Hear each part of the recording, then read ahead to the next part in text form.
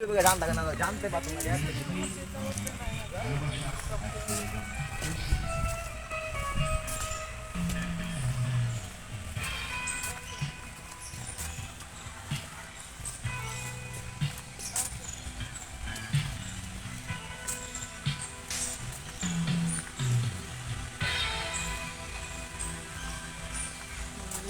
ভালোবাসা একাডেমিক কোর্সের পক্ষ থেকে আপনাদের সকলকে জানাই আন্তরিক অভিনন্দন। আসুন পার্কে ঘুরুন আর চলে আসুন ভালোবাসা আইসক্রিমে কিছুটা সময় কাটিয়ে যান।